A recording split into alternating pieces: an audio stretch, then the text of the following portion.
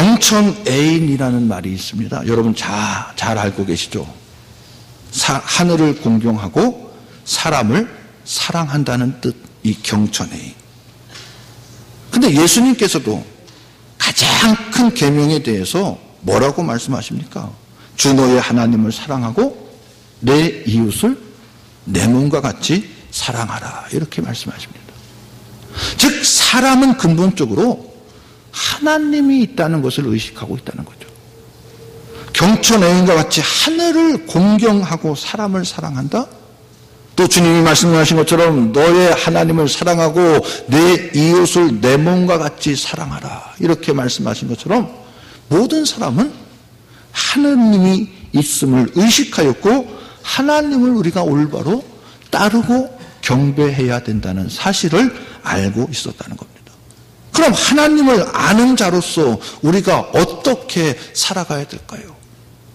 하나님을 알고 의지하는 자로서 우리의 경외심이 과연 어떠해야만 하겠습니까?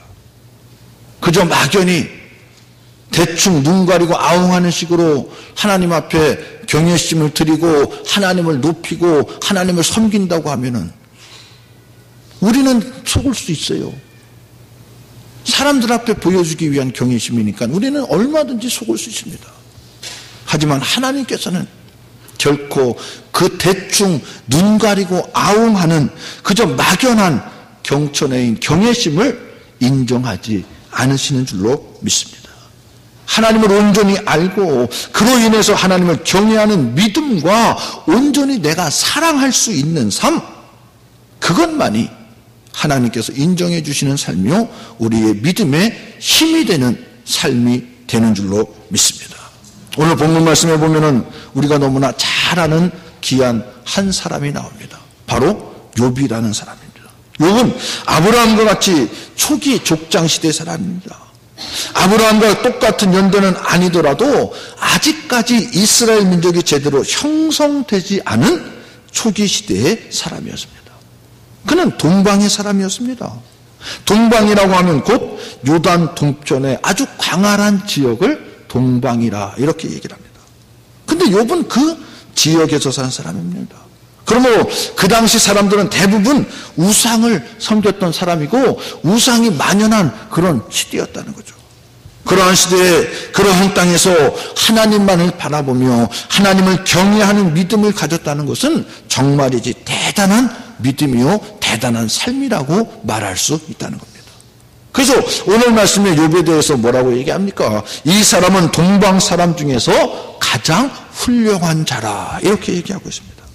이렇게 욥이 가장 훌륭한 사람으로서 하나님께 인정받고 하나님께 칭찬드린 것은 하나님을 공경하고 그로 인한 두려움을 아는 경외의 삶을 살아갔기 때문이라는 겁니다. 그러므로 오늘 말씀은 우리에게 바로 그 경외의 삶의 모습을 보여주고 있다는 거죠. 1절에 보면 우스 땅에 욥이라 불리는 사람이 있었는데 그 사람은 온전하고 정직하여 하나님을 경외하며 악에서 떠난 자더라 이렇게 말씀하고 있습니다. 욥에 대해서 뭐라고 얘기한다고요? 온전하다, 정직하다, 하나님을 경외한다, 또한 악에서 떠난 자다 이렇게 얘기하고 있다는 거죠.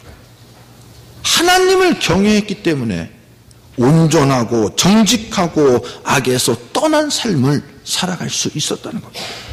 그러므로 오늘 우리는 이 모습을 통해서 하나님을 경외하는 사람의 삶의 모습을 좀 더 생각해 보며 우리들의 삶에 적용함으로 말미암아 우리들도 욥과 같이 하나님으로부터 인정받는 믿음의 대동교회 성도들이 다 되시기를 주님의 이름으로 축원합니다. 첫째로 온전하게 되었다는 거죠. 오늘 성경에서 하나님께서 욥에 대해서 가장 먼저 말씀하신 것은 온전하다는 겁니다. 온전하다는 뜻이 뭐예요?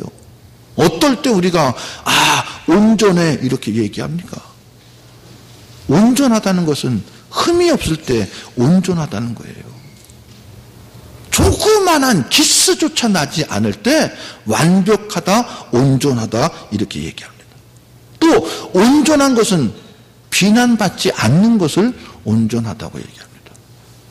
야, 아무개 참 깨끗해, 정직해, 온전해. 그러면 같이 동의하고, 그래 맞아, 그 사람 법 없이도 살 수 없는 사람이야. 참 순하지. 얼마나 정직하고 얼마나 착해. 이렇게 흠이 없고 비난받지 않는 사람. 그런데 야, 아무개 참 본받을 만해. 야, 걔 웃기지 마. 뒤에서는 어떤 짓을 하는지도 알아? 사람 속 함부로 보는 거 아니야. 사람 함부로 믿지 마. 이렇게 비난받는 사람이 온전하다고 얘기할 수 있습니까? 온전하다는 것은 흠이 없고 비난받을 것이 없을 때 온전하다 얘기합니다. 이것은 단지 도덕성을 가진 사람이 평가하는 얘기가 아닙니다. 온전하다고 하는 것은 하나님을 경외할 때 가질 수 있는 삶의 모습이 바로 온전하다라는 겁니다. 사랑하는 성도 여러분, 사람이 세상에서 흠잡히지 않고 비난받지 않고 살아갈 수 있을까요? 아마 없을 것 같아요. 흠없는 사람이 어디 있어요? 털어서 먼지 안 나는 사람 어디 있어요? 남에게 조금이라도 비난받지 않을 사람 있습니까? 여기 서 있는 이 조 목사도 모든 사람들에게 다 인정받지 못하잖아요. 못해요. 남이 날 비난합니다. 흠이 있습니다. 근데 여러분은 어떻습니까? 나는 완벽합니다. 나는 비난받을 짓을 하나도 하지 않았습니다. 나를 비난하는 것은 그 사람이지 내가 잘못해서 그런 거 아닙니다라고 얘기할 수 있습니까? 모든 사람들은 흠잡히지 않고 온전하고 비난받지 않을 수 없습니다. 주님도 마찬가지잖아요. 주님도 이 땅에 오셔서 세상에서 아무리 거룩하게 살고 아무리 선한 일을 해도 비난받지 않았습니까?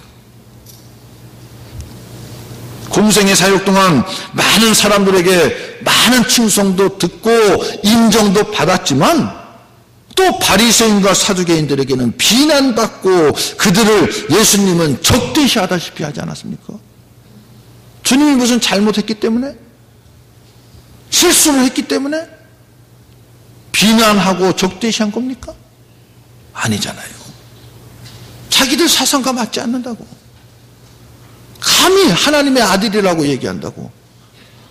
인정할 수 없다고 하면서 비난하고 어떻게 하면 예수를 잡아 죽일까 고민하던 끝에 끝내는 바리새인과 사두개인들에 의해서 주님이 십자가에 못 박혀 죽으신 것 아닙니까?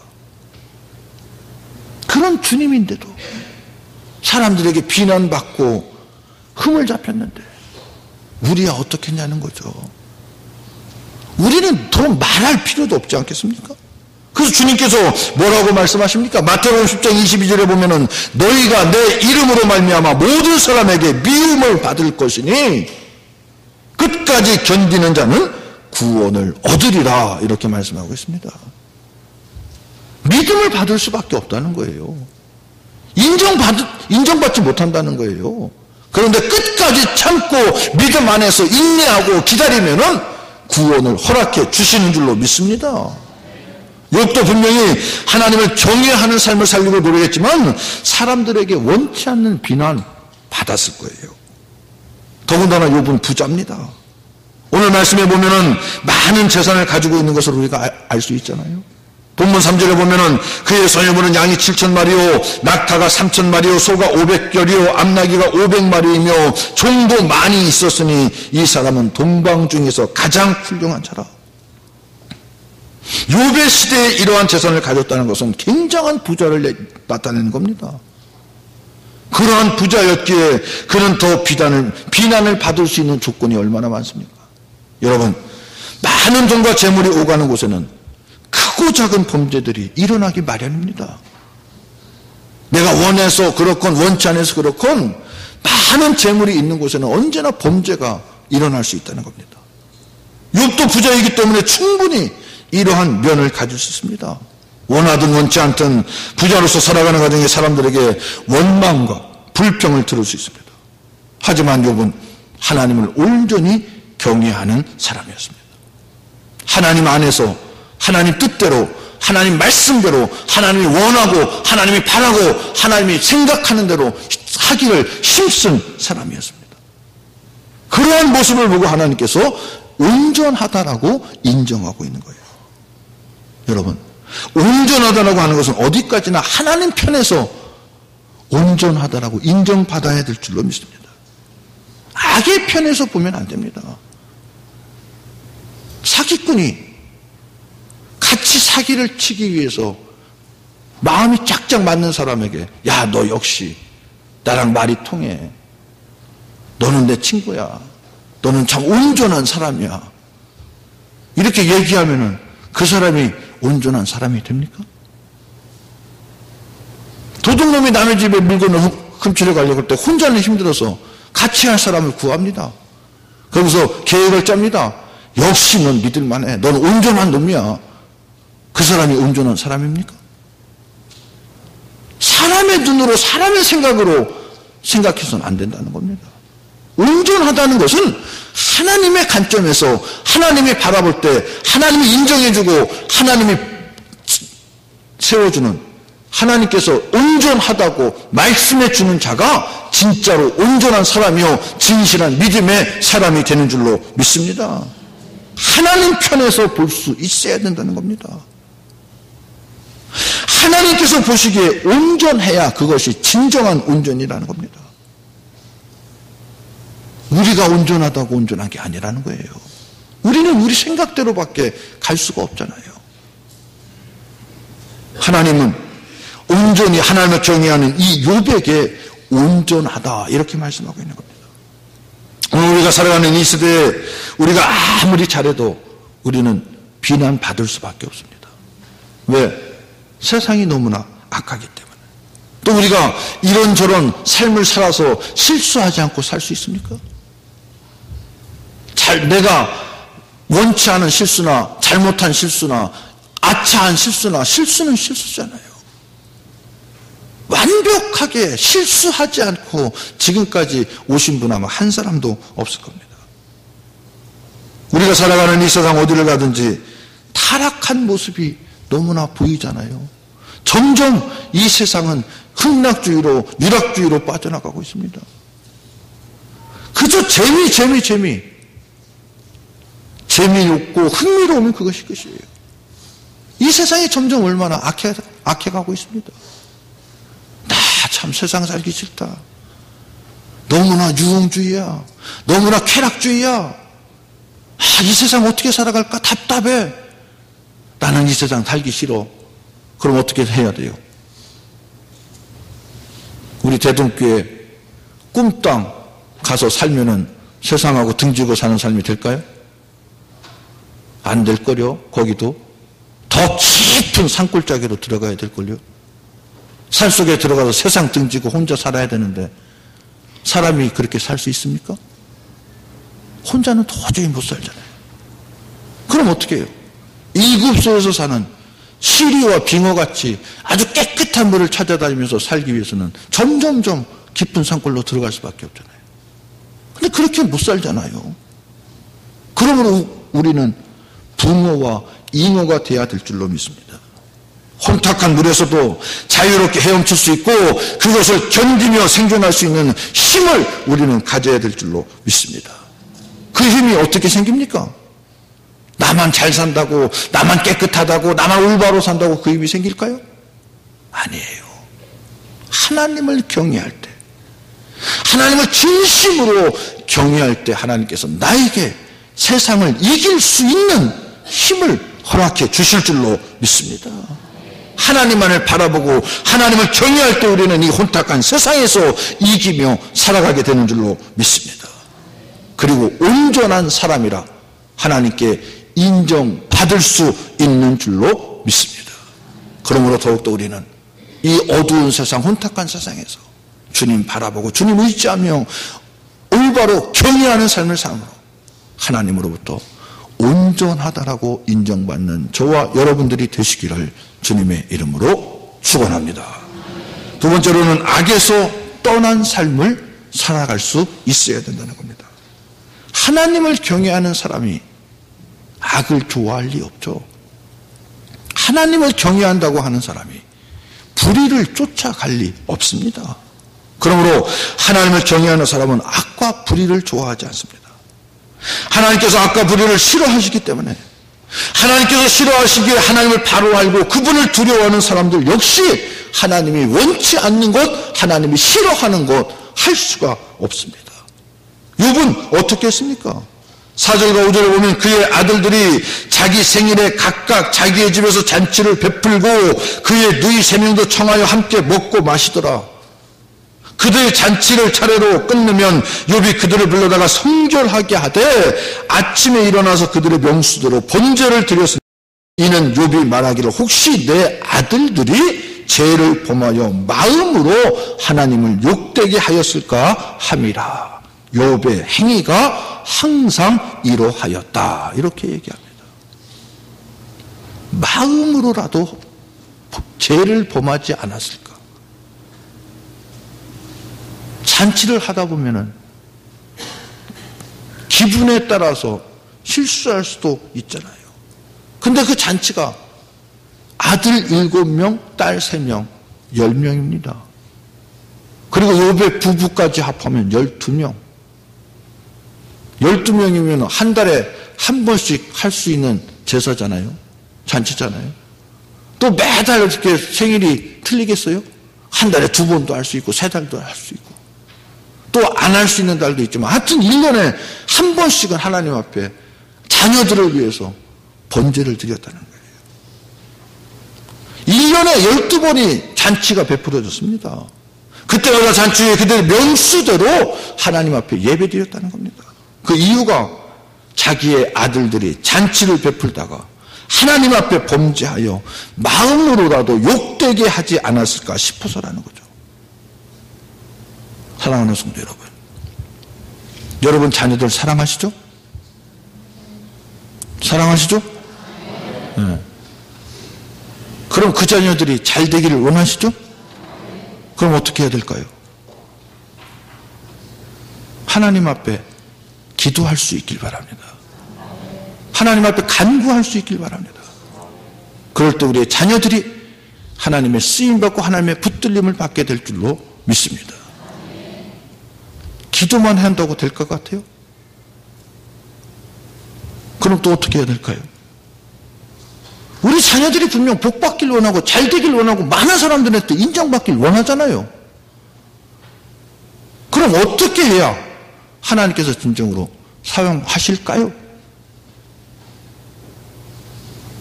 기도는 나왔고 두 번째는 네?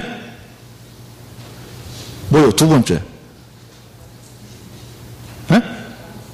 말씀 중심. 말씀 중심 어떻게? 오케이, 할렐루야. 본을 보여야 되는 거예요. 부모가 자기는 할 거 다 하고 신앙생활 엉뚱하게 하면서 자녀들한테는 야 교회 가서 예배 드려, 야 중고등부 예배 가야지, 아동부 예배 가야지. 엄마는 엄마는 오늘 동창회 가야 돼, 엄마는 오늘 결혼식 있어서 못 가. 그러면 될까요? 안 될까요? 네? 돼요? 안 되는 거 아시죠? 근데 왜 못해요? 아는데. 여긴 하나? 우리 옛날 교회는 그러던데. 그러지 마십시다. 네. 하나님한테 맡기고 하나님한테 간구하면서 내가 먼저 솔선수범할 수 있길 바랍니다. 그럴 때 우리 자녀들이 부모의 믿음을 이어서 대를 이어서 하나님께 영광 돌리고 하나님께 충성 돌릴 때 여러분들의 가정이 복되고 행복할 줄로 믿습니다. 당시 사람들은 음료수를 또 포도주로 마시기 때문에 취할 수 있고 취하다 보면은 범죄할 수 있습니다. 그래서 욥은 하나님께 더욱더 간절하게 엎드렸는지도 모릅니다. 사랑하는 성도 여러분, 하나님을 경외하는 삶을 살 때 우리도 이렇게 악에서 떠난 삶을 살려고 힘쓸 수 있어야 됩니다. 우리의 죄를 피할 수 없습니다. 세상은 점점 오염되어 있습니다. 그리고 죄악이 우리 안에 침투해 오는 것을 우리는 어쩔 수가 없다는 겁니다. 그렇다고 내 안에 그 죄악이 둥지를 틀어서는 안 되겠다는 거죠. 여러분 신앙생활 하다 보면은 주일도 범할 수 있고 새벽 재단도 범할 수 있습니다. 왜 없겠습니까? 그런데 그때 마음이 어떻습니까?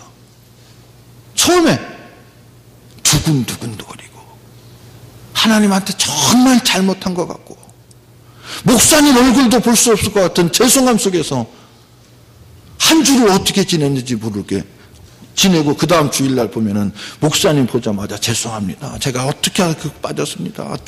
한 주 내내 하나님 앞에 하나님 제가 주일을 보면네요. 하나님 온전히 믿는 자로서 감히 할 수 없는 일을 내가 했네요 하면서 불안에 떨면서 하던 마음이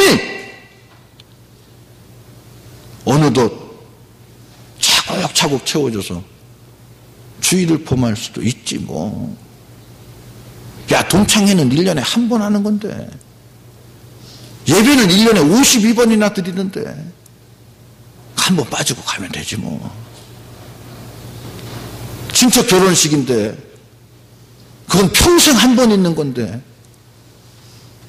예배는 뭐 1년에 52번 있고 매주 있는 건데 그렇게 덤덤해지는 게 뭘까요? 내 마음에 이미 죄의 둥지가 틀어졌다는 거예요.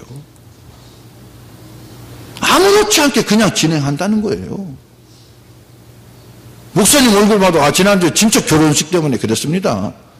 이해하시죠? 둥지가 틀어져 있기 때문에 담대해진 거예요. 덤덤한 거예요. 그건 이제 죄가 아니야. 처음에는 죄 같아서 그냥 어쩔 줄을 몰라서 그냥 고민하고 두렵고 떨렸는데 한 번, 두 번 하다 보니까 이제 둥지가 되어져서 담담해진 거예요. 죄라고도 생각이 안 된다는 겁니다. 그런 둥지를 틀어서는 안 되겠다는 거예요. 죄가 우리를 침투하고 우리를 공격해 오는데 그걸 어떻게 다 막아낼 수 있어요? 막아낼 수 없습니다. 그런데 둥지를 틀어서는 안 된다는 거예요. 하나님 앞에 온전히 하나님을 경외할 때 내 안에 있는 죄의 둥지는 사라지게 될 줄로 믿습니다.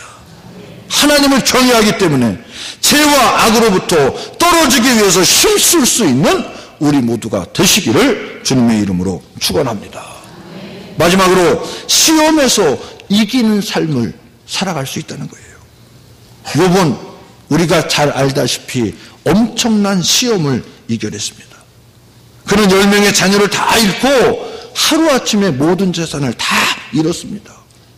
심지어 몸에는 악창까지 생겨서 부스럼을 기왓장으로 긁어야 될 정도로 손으로도 긁어도 시원하지 않으니까 기왓장으로 긁어야 될 정도의 몸이 악창이 났습니다.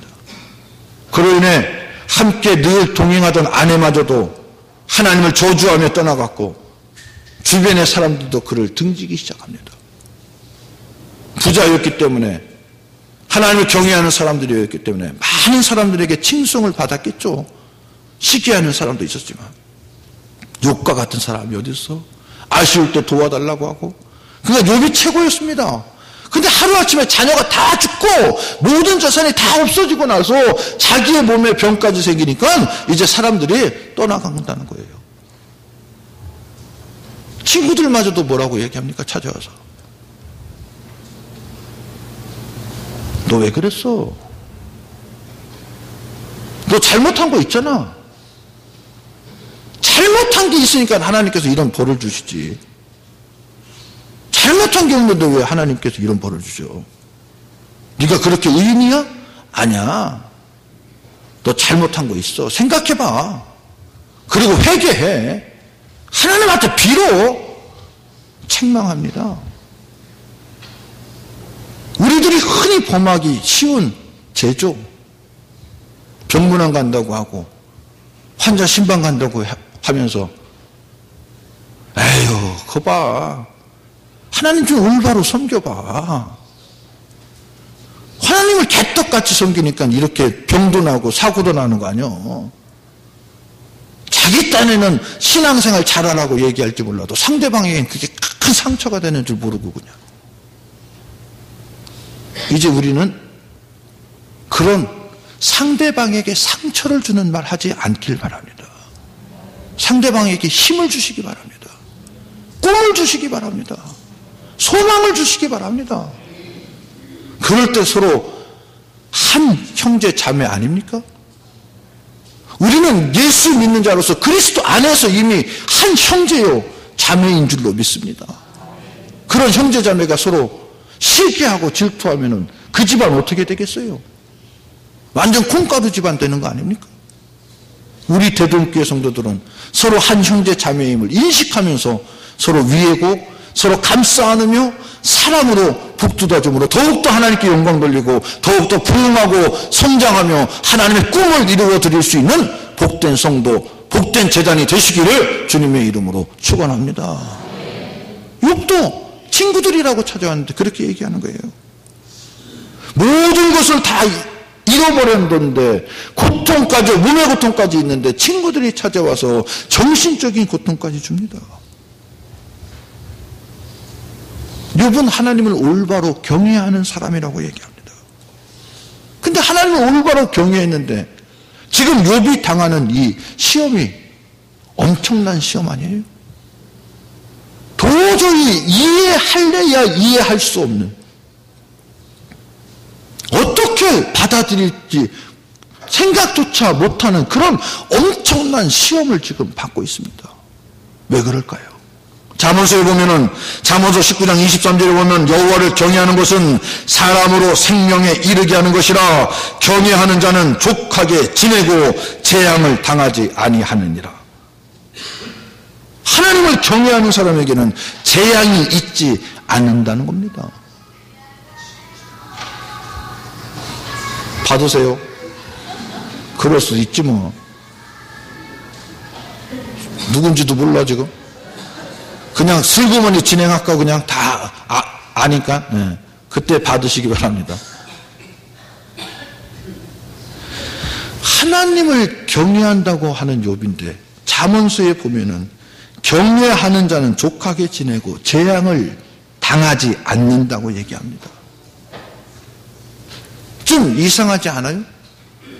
재앙이 뭐예요? 재앙이.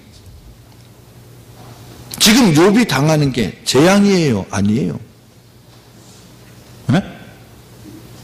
뭐예요? 재앙이에요? 시험이에요? 할렐루야. 시험이에요. 안 믿는 사람들은 재앙이라고 얘기하고 이게 왜 재앙이 아닙니까? 시험입니까? 라고 얘기하지만 우리 믿는 자는 하나님으로부터 그 어떠한 시험과 고난이 온다 할지라도 그게 재앙이 아닙니다. 그건 다 시험입니다. 무슨 시험?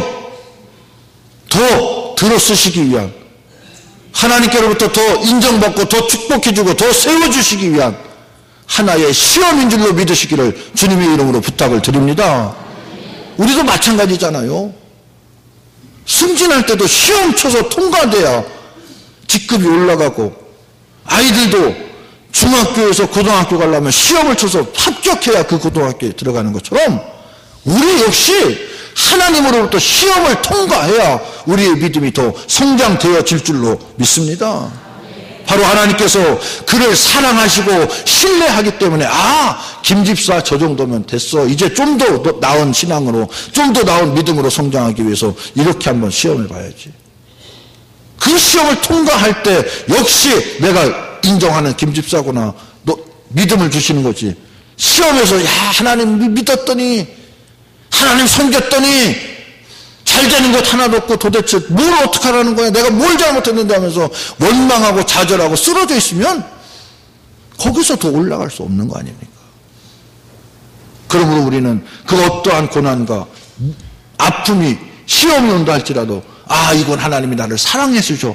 내가 저에게 한 발짝 더 업그레이드 될 수 있는, 한 발짝 더 주님한테 다가갈 수 있는 기회구나라고 생각해서 그 시험을 기도로, 믿음으로 이겨나가시기를 주님의 이름으로 축원합니다. 하나님의 사람들이 하나님 곁에 와서 섰을 때 사단도 그 옆에 왔다고 하잖아요. 그래서 사단이 너 어디 갔다 왔냐? 얘 세상 사는 사람들 두루두루 돌아보고 왔습니다. 그래? 너 욥이라는 사람도 봤냐? 참 진솔해. 욕만큼 믿을 수 있는 사람이 어디냐? 너도 그렇게 생각하지? 그때 에이 하나님 무슨 얘기예요? 욥이 하나님이 다 주고 간구하는 대로 다 응답해 주고 축복해 주니까 하나님 경외하고 하나님 섬기는 거지. 만약 하나님께서 주신 거 다 빼앗아 봐요. 그래도 하나님 경외하는지. 다른 사람도 한번 축복해 주셔요. 그럼 하나님 다 경외해요. 야, 그게 아니야. 요만큼 나를 진솔하게 바라보고 경외하는 자가 없어. 아니, 아니라니까요.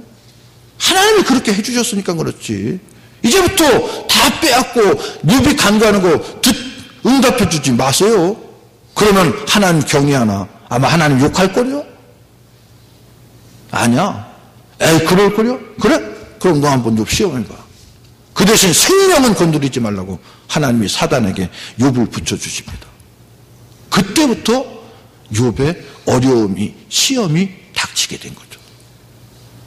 왜 그랬을까요, 하나님이? 욥이 갑자기 싫어져서 그렇게 나를 진실하게 경외하고 나만을 바라본 욥이 미워졌기 때문에 너 한번 사단에게 시험 당해봐. 많은 사람들이 어려움을 당하는데 넌 내가 그동안 계속 인정해줘서 축복해줘서 시험해줘 모든 것 다 이겨냈지? 너도 한번 시험 당해봐라. 세상 사람들이 얼마나 힘들게 사는지. 그걸 너도 느껴야 나의 고마움을 더 느낄 것 같으니까 한번 시험 당해봐. 그래서 시험에 사단에게 붙여줬을까요? 왜 사단에게 하나님이 욥을 붙였을까요? 왜 붙였을까요? 반주자는 알고 있어요. 왜 붙여줬는지. 여러분, 내기 좋아하세요? 내기 다 싫어하시나 봐. 대동교회 교인들은 참 베스트 교인들이네. 친구들 간에도, 부부 간에도, 직장 상사 간에도 가끔씩 내기하잖아요. 내기할 때 어떨 때 내기해요? 자신 있을 때 하는 게 내기입니다. 자신 없을 때는 그런가? 아이, 그런 것도 같고 아닌 것도 같은데 나 안 할래. 이렇게 빠져요. 근데 자신 있을 때는 상대방이 잘못 얘기했을 때 내가 알고 있는 게 확실할 때는 내기해. 10,000원 내기해. 아니, 점심 내기해. 내기 자신 있게 얘기하잖아요. 하나님이 지금 욥을 사단에게 붙여준 거는 그래도 해봐. 그래도 욥이 날 원망하지 않을 거야. 날 저주하지 않을 거야. 나는 자신 때문에 욥을 붙여준 거예요. 우리도 하나님으로부터 그래, 조 목사 한번 건드려봐. 건드려도 조 목사는 나만 바라볼 거야. 우리 권사님들, 장로님들, 집사님들, 성도님들 다 한번 건드려봐. 대동교회 교인들이 그렇게 믿음이 연약한 줄 알아? 아니야, 튼튼해. 흔들림 없을 거야 라고 자신 있게 내기할 수 있는 그런 믿음, 그런 성도들이 다 되시기를 주님의 이름으로 축원합니다. 여러분, 진짜 재앙은 시험이 아니에요. 진짜 재앙은 바로 하나님을 떠나는 게 진짜 재앙입니다. 하나님을 경외하지 못하고 거짓과 교만 속에서 사는 것, 하나님을 떠나는 게 진짜 재앙입니다. 고난 중에 있는 욥은 얼마나 많은 어려움을 겪었으면 하나님에 대한 불평한 마음, 원망스러운 마음도 조금은 있었습니다. 그래서 자기 생일을 저주하기까지 했습니다. 하지만 욥은 끝까지 믿음은 놓지 않았습니다. 끝까지 하나님을 경외하는 마음으로 자기 자신을 지켰고 믿음을 지켰습니다. 그로 인해 욥은 후에 2배나 되는 더 큰 은혜와 축복을 하나님께로 받은 줄로 믿습니다. 사랑하는 성도 여러분, 분명한 것은 하나님께서 당신을 경외하는 사람을 사랑하고 당신을 경외하는 사람을 신뢰하신다는 사실입니다. 신뢰하기 때문에, 믿기 때문에 시험을 허락하신다는 거예요. 그런데 그 시험도 감당할 수 있는 시험만 우리에게 허락해 주시는 줄로 믿습니다. 도저히 우리가 감당할 수 없는 시험은 허락해 주지 않는다는 거예요. 믿고 신뢰하는데도 불구하고 우리가 이겨낼 수 있는 시험만 허락해 주심으로 우리에게 오는 시험은 하나님으로부터 내가 인정받고 있다고 확신하는 가운데서 능히 이겨내갈 수 있는 저와 여러분들이 되시기를 주님의 이름으로 축원합니다. 그래서 고린도전서 10장 13절에 보면은 사람이 감당할 시험 밖에는 너희가 당할 것이 없나니 오직 하나님을 믿부사 너희가 감당하지 못할 시험 당함을 허락하지 아니하고 시험 당할 즈음에 또한 피할 길을 내서 너희로 능히 감당하게 하시느니라 이렇게 말씀하고 있는 거예요. 하나님께서는 욥에게도 분명히 감당할 수 있는 시험을 허락하셨습니다. 우리가 보기엔 엄청난 시험이지만 하나님이 욥을 생각하기엔 그 정도는 욥은 감당할 수 있을 거라는 신뢰가 있었기에 사단에게 욥을 맡겼다는 겁니다. 여러분, 우리도 마찬가지입니다. 우리도 시험이 올 때마다 하나님을 올바로 경외하는 믿음으로 간다면, 그리고 하나님이 나에게 더 큰 은혜를 허락해 주시기 위한 시험이라고 확신한다면 그 모든 시험을 능히 극복해내며 이겨나가게 될 줄로 믿습니다. 그리고 그 시험 후에는 우리가 더 강하게 더 은혜스럽고 더 축복으로 나아가게 될 줄로 믿습니다. 이것이 바로 하나님을 경외하는 지혜요 능력이요 축복입니다. 사랑하는 성도 여러분, 욥처럼 하나님을 올바로 경외하는 삶을 살아감으로 여러분 평생에 주님의 은혜와 축복이 언제나 넘쳐나심으로 하나님께 감사하고 하나님만을 찬양하는 복된 삶, 승리하는 삶을 살아가시기를 주님의 이름으로 축원합니다. 아멘. 고맙고 감사하신 하나님 아버지, 저희들 거룩한 주님의 날을 맞이하여서 이렇게 주님 전에 나와 하나님을 찬양하며 하나님께 예배할 수 있도록 인도해 주시고 축복해 주심을 감사합니다. 진정으로 저희들 하나님을 경외하는 삶을 살아갈 수 있도록 인도하여 주시고 붙잡아 주심으로 좌로나 우로나 치우치지 않게 하여 주시고 언제나 주님 바라보며 믿음으로 승리하게 하여 주셔서 온전한 삶, 정직한 삶, 악에서 떠나는 삶, 시험에서 이겨내는 삶을 살아갈 수 있도록 역사하여 주시옵소서.